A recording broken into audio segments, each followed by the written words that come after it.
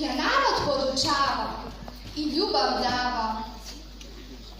Sveti Sava, čovjek sa dušom velik, učenje i vjeri se preda, velikog Boga je slušao, odrekao se slave i pa, za vjeru je sve dao, narod je svoju volju i mudri savjeti deli.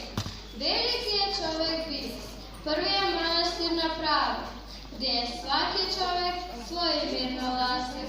U Srbiji koja je velika, sveštenik, učitelj prav, čovjek čista srca, junačina, kao lav. U srpskim srcima još mnogo žive, za njegovu slavu još dalje čuće se.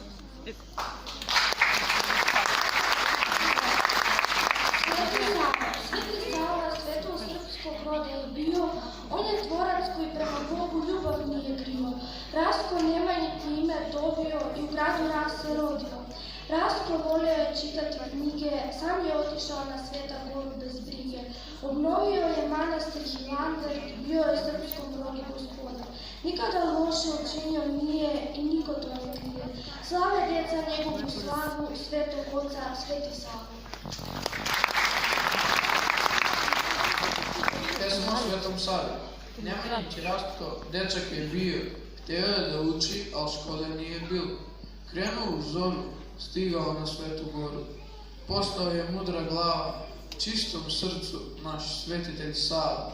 Srpski princ i ponos, tvorac i čudotvorac, podizao manastire i škole, gdje se na današnji dan svi mole. Da žive svi u slozi, Sveti Savo, ti pomozi. Da mir u svetu caruje i ljubav svak svakome daruje. Da djeca rastu zajedno, uz pesmu sve bliže, ta bliskost ih jača i visoko uzdiže. Beli golub nek nebom šeta, da pokaže nam put ovog sveta, da nam da znak da postojiš ti, da mirno sad zaspimo mi. Poštovanje da nam bude jača strana, kod nas da ne postoji mana. Uvek ćemo biti dobri đaci i u nečemu prvaci.